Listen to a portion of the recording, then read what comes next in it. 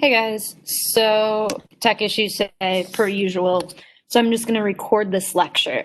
Now, if I record outside of class time, I go through it faster than I do in class because in class you're sitting and writing things down. I still recommend writing it down. But instead of me having like awkward 2 to 3 minute pauses, I'm just going to go through it, and wherever you need to pause to write things down, pause and write them down. That you're in full control of your learning experience right now.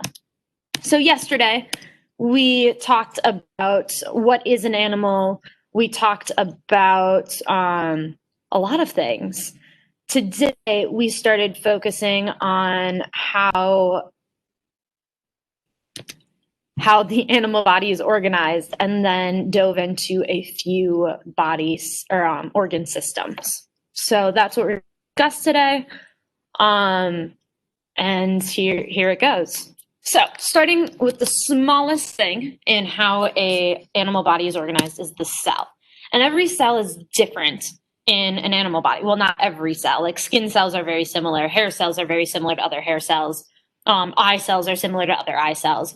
But a hair cell is not the same as an eye cell. And a skin cell is not the same as a stomach cell. They contain the same DNA, but not all that DNA is active in every cell. So that is what it means by cell differentiation. Now, cells, when they get together, they form tissues. It's like muscle tissue, bone tissue, stomach tissue. And when those tissues get together, form organs.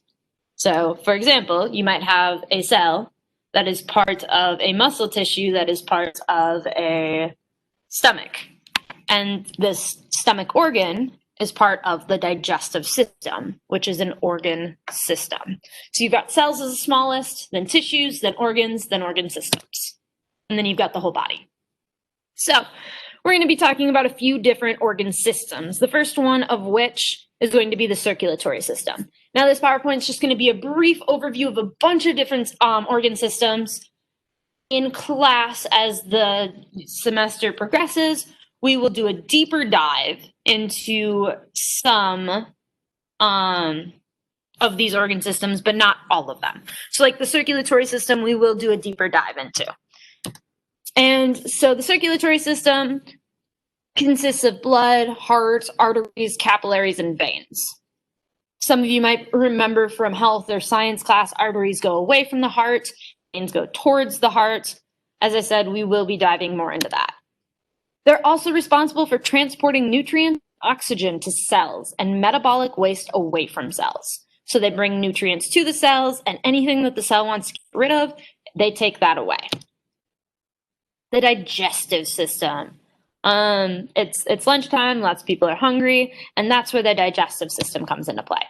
What the digestive system is responsible for is breaking down food into smaller particles that are then absorbed and utilized by the body. This last word is body. Hopefully you're not just like pausing and then skipping, pausing and skipping. This should be body. Yeah, that is what the digestive system is doing. It breaks it down and nutrients that the body can actually use. The integumentary system. The integumentary system is your skin. Your skin is actually the largest organ in your body. What it does is it protects internal organs by keeping out harmful materials such as bacteria or dust. Now, it's not perfect. Like you can get like a cut and then that's like a break past your skin and past that protection system. It's not like this plate of armor that makes you invincible, but invincible. It does help protect you. It also helps regulate temperature. So, whether that's giving space for heat to regulate off of you, sweat, that sort of thing. Which sweat brings us to our next system, the endocrine system, because the endocrine system is a bunch of ductless glands. Sweat has a duct, but there's a lot of hormones and such that stay within your body. So you have glands that are in your body that don't release out of your body like sweat does, but it will release hormones. And those are chemical messengers that send messages across the body and tells them what to do. So chemical messengers that exert a specific on organs and other body tissues. Next, we have the urinary system. We had a whole discussion in if you should or shouldn't drink your own pee in a survival situation. Well, this is where the urinary system is super important to acknowledge. So the urinary system consists of kidneys, ureters, bladder, urethra. Their goal is to excrete waste. So not just water.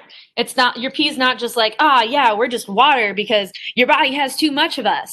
It's a lot of bad things that your body doesn't want anymore. It's like, get out.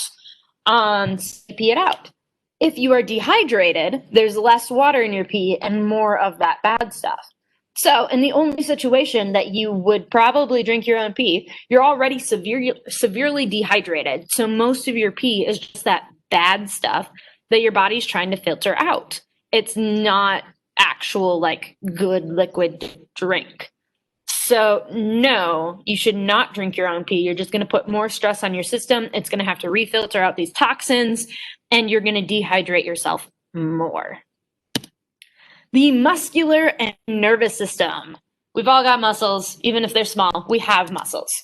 So we're going to start with the muscular system. What it does is it creates bodily movements. The fact that I'm moving my arms right now, that's because muscles are contracting and expanding. Expanding is not the right word.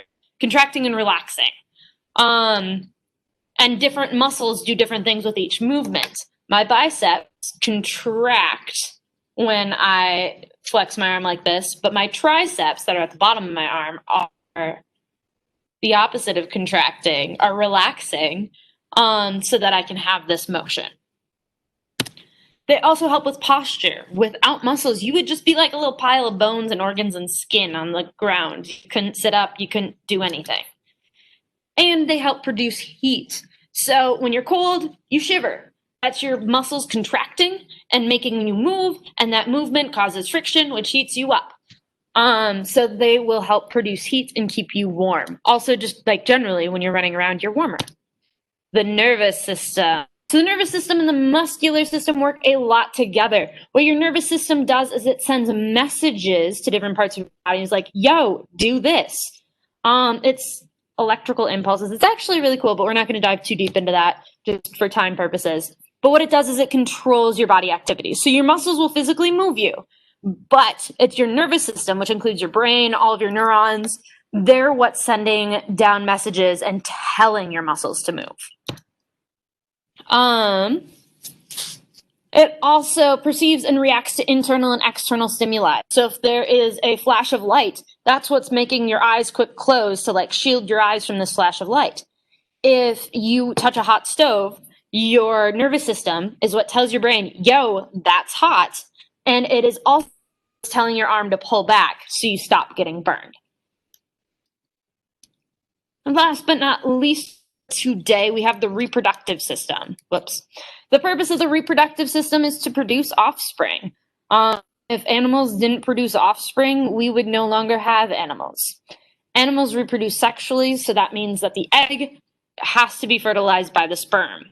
As far as I know, there aren't any animals that reproduce asexually, but I could be wrong. I'm always with the prove me wrong mentality. But as far as I know, all animals reproduce sexually. So that ends where we went today. Tomorrow we'll go tomorrow we won't go farther in because it's AE Friday, but we will continue talking about more systems next week. So I hope you have a super fantabulous day.